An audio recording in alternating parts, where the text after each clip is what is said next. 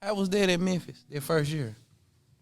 We looked at like a Final Four team. You had D. Wash, Rodney Carney. Ooh. We was loaded. Big loaded. Rodney Carney. We had a big freshman class. Kareem Cooper, Antonio Anderson, CDR. It was loaded. You seen all them. Andre Allen, because his first year was with Joe and D. Wash, but he had to sit out because of his grades. Okay. But that year, it was Andre's breakout year. When that 05-06 Memphis Tigers team, it was huge. So that was D. Wash, Sean? D. Wash sophomore year. Yep. Number freshman, Robert Dozier was a freshman. Antonio Anderson, Kareem Cooper, big. They came from that state championship team from Lawrenceburg. They won state. Right. So your first year was Sean first year? Yep. Gotcha. So you get to Memphis now. You under the legendary Coach Calipari.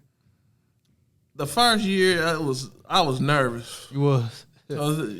He coached the NBA, coached UMass, he coached Marcus Camby, coached Derek Kellogg, he coached all them top guys. Being around a coach like him, you probably tell yourself you probably get timid a little bit. Right. Is he how is he as a person? He's real humble, down to earth. He care about his players and managers. He'll make sure your grades are all right. He'll get tutors to help you on your schoolwork. Okay. He's the type of coach, he'll make sure you take care of your business in them classrooms. If you need help, they'll get tutors for you, even on managers. Okay. So you went with Sean, like strictly with Sean? I did. Okay. So how many, like in the college level, I know it's totally different from high school, like equipment manager, because there's so much other things. It's so much other options as a college equipment manager. Talk about your duties, like tell the people, because there might be somebody out there who is an equipment manager and who want to go take it to the next level. So talk about some of the duties that differ from high school to college. It's a huge transition. But at the same time, you got to make sure you do your job, because all them coaches in the D1, even Coach Petty himself, he's watching. Okay. He is watching. Even if you mess up, he still watches. Okay. But you got to make sure for an example, if Coach Petty need me right away, drop everything. You gone. What I mean by gone, make sure you get to Petty first for anybody. Okay. There's the same way with all D1 coaches. If the head coach asks you to do something, whatever you're doing right now, just drop it and go do it right away. Okay. It's like, let me ask you, like I was asking you on the way here. What's up? How did you even get plugged in with the University of Memphis? Like, who hooked you up with Calipari for you to become the manager over there? It was actually a Cowboy, because Sean was already going over there after he left Lawrenceburg. And Cowboy, at the time, he was actually working the Calipari camp. Calipari camps. Okay, I remember that. And when you spent a night. They had all that. Yeah, they had all of that. They let us spend a night. They had that little overnight camp. That's what I'm talking about. Yeah. They actually had them in the student dorms at the University of Memphis. That's just an experience, that's all. But I didn't spend the night, but what had happened was Cowboy told one of the assistant coaches about me. And at that time, they didn't have that many managers, and I came right on time. So you got in. Okay. Basically, yeah. And so straight from Hamilton, straight to Memphis. That's it. Yep. From 2005 to 2010, actually I stayed when Cal left to Kentucky and Pastner got the job, but I knew things after that was changing, and I was just a leftover. Did Cal talk to y'all before he left? He did, but it was rare. But I remember that day he was announcing he was going to Kentucky. It was insane. It was chaos in the city. It was, and people still, till this day, hate him. Yeah. Till this day, people still have grudges. I never seen you mad about the coach. So I wasn't mad. I was just, I didn't know. It felt like when I was at Hamilton around that transition when Coach A left. What I'm going to do. You there from 05 to 2010? So talk about like all the teams you seen. Like name some of the players you seen from those years that stood out. That many might know, many might not know. Like name some that stood out to you from those teams. Like the 2009-2010 year. The craziest thing, we had Elliott Williams coming. Okay, when he was leaving Duke.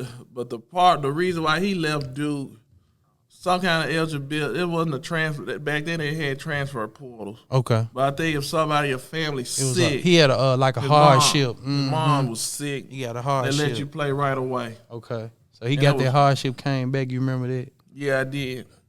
But he was the crazy part, he was a one and done. Right. Because he was going to the NBA. Right. And Portland drafted him. So you like him from 2009? I actually met Elliott before that. He was working out with Scotty Mason. And I remember going up to Scotty Mason's gym, helping him. And that's how I made a relationship with Elliott. Okay. And a few others, like Leslie McDonald and a few other guys. They all worked out with Scotty Mason. How was D-Wash? Because people don't understand how cold he was, too. Like, he was that guy. He played on that same McDonald's team with Sebastian Telfair before coming to Memphis. The Dwight Howard, J.R. Smith, Josh Smith. That was Sean and Livingston. Actually, Mike's ninth grade year, we played Edgewater. Oh, y'all played D-Wash? Yes, sir. We did. Right before he At the came pyramid. It was interesting. It was weird. Okay. You know, back then, Calipari, like, they top recruits would come play a school from the city. To see, so like you can see. The year before that, it was DeJuan Wagner. Like, Anthony Rice and them, all them folks. Like, speaking of it, back in 2001, we played DeJuan Wagner at the pyramid. He gave East 50, then came back. I think he gave Hamilton like 40. I don't know if it was 50, but. That was a bad boy. Yeah. That's my favorite guy from me. Yeah. UofM, for DeJuan sure. Wagner turned it up. Dude, for real. He was like that first one that turned it up. But the crazy part was that Mike's freshman year, and Red was playing against D-Wash. Yes. It was weird. So what did D-Wash do to y'all? He had like 20. I remember he had like 27. Y'all beat him? Nah, they beat us. You know, it was supposed to be him versus Sean. That's what it was. And Sean. Yes. That would have been so big. See, that 1-3-1. It hurt us if we were playing shooters. Did you play in the gym, Mike? Yeah. He was. That's why I said Bison was a freshman. See, that might have been earlier in the season. That's what I was saying, because I know you told me you started starting after. Yeah, Rat was starting first. Rat was hooping. Like I said, Rat was hooping. He just was hard-headed or something. It was just something. Yeah, Coach A was just on him. When Sean wasn't playing, like, if Sean was playing, Rat would have been 10 toes. Rat would have been straight. But since Sean wasn't playing, Rat was, like, all over the place. Like, Rat couldn't focus. Like, he looked good with Sean. Okay. Like, he knew how to play with Sean. Duo. Like, it was like Rat. Like, Rat was cold, though. Like, I ain't gonna, like, dude was hooping. He tough as nails. So they had 4 seniors that year: Rat, Sean, Harlem Jones. Rat started guard over. Every other guard that was there when it was a hooping dude there, Rat started. Rat was hooping. Actually, it was just 3 seniors, correction. Rat, Sean, and Harlem. Yep. That was a small senior bunch. And my boy Joe Wood supposed to be there, but Joe ended up going to Southside. And Joe was hooping. Joe was a point guard. Like, Joe was a real point guard. 6'4". Vernon Wood. 6'4" diamond, got eyes in the back of his head. But Coach A liked them scoring guards. Right. Like, he like a scoring guard, because Lil Joe had it. So you done seen a lot of guys and a lot of players come from Hamilton and even the University of Memphis. And that transition. Right. So you see D-Wash, then who after D-Wash? Just that a year later, Derrick Rose. No, that's too early. No. Yeah, it's D-Wash, then Willie. Willie Kemp. Willie Kemp came out with 06. Yep. Okay, the 06 class. Then 07. D-Rose. D-Rose 08. He came out. And Tyreek. 07, 08. No, he came out with me. Tyreek 08. Yeah. They going back to back to back. Yeah, because me and D-Rose. Okay, yeah. Because he was Eric Gordon. Yeah. Eric Gordon, yeah. Okay. Doing the, like, Nike something. My bad. Yeah, man. Russell Westbrook. To about 06.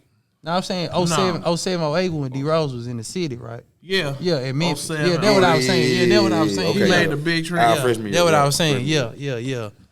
So when you talk about that team, like, with the hype, like, you see. The crazy part was it was after the camp was over, the basketball camp, they have scrimmages. Okay. Pierre, Willie Kemp, Derrick Rose, almost everybody wanted to come up in that gym. Even some of the camp staff wanted to watch the scrimmage.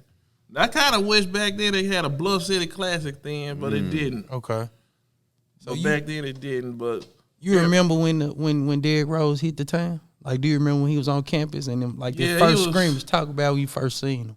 That like I said, that summer in the Fence Center, and they was scrimmaging. We was unbelievable. We had Sean Taggart, Joey Dorsey. Bro, we looked at like a Final 14 then. Yeah, I can tell you a story about D Rose and them, like my senior year in high school, because you know the world used to play against the USA. USA play against the world. So I remember like Nicholas Batum, who played for the Clippers and all that right now. They was the world team, and they was playing against like O.J. Mayo, Derrick Rose, Johnny Flynn, Jared Bayless, Kevin Love, Russell Westbrook, and Beasley with them? Michael Beasley. Yep. Beasley was with them. And so the thing about it, like we had our own little city all-star time around the same time. Okay. And so we playing like north versus south as far as in Memphis, but they was short one player for practice. And so they took me from my practice and let me go over there to practice with them for one time until Kevin Love showed up. Okay. So I got to scrimmage with them boys. So Mayo seen my little haircut. My partner chopped me up and I had some flames in the back of my head. I remember the flames. So the nigga had told me like, hey fool, you think you can get your homeboy to come through tonight? And I gave him my number. So man hit me up like 2 in the morning. So I'm like, shit. I'm still with my nigga. I'm with me and my nigga Lil Mike now. I called my partner. And then shit, they called me back like, hey, all right. I said, yeah, we gonna come down there. He sent me the location to the Marriott downtown. It was Mayo. And so he was like, he called me back like 5 minutes later. And I was like, yeah, what's up? He was like, hey, fool, you think you can get us some weed too? He just wanted everything. So yeah, it was one-stop shop. They came, hey, bro, we went down there, bro. Them folks was up all night, bro. I swear to God. You would think these niggas finna buy a couple grams or something to smoke. Yeah. Man, these niggas wanted an ounce. In high school. Like high school. Cause I'm like, how the fuck y'all niggas gonna smoke an ounce? Like, y'all gotta play tomorrow. Bro, them folks bought an ounce. And I ain't gonna tell you, matter of fact, but he'll let them know Michael Beasley the one cop that motherfucker. Beasley been with this shit. So you done brushed shoulders with all them. A lot of them niggas, bro. That's tough. Facts. How was their practice when you went over there? Bro, they were pros then, bro. Like every last one of them went to the NBA. Yeah, like, Nolan Smith was with them, Kevin Love, facts. Johnny Flynn, Jared Bayless, NBA, Derrick Rose, Michael Beasley. That 08 draft. Mayo. Dante Green played for the Grizzlies. NBA, yeah. That whole 08 draft. Bro, cold. Not the 07 draft. The 07 draft was whack because to me they kind of screwed up that first round pick with Greg Oldham. And KD. Okay, yeah. But Mike Conley was in that draft. Yep. Hey, he turned out to be one of the best players from that draft.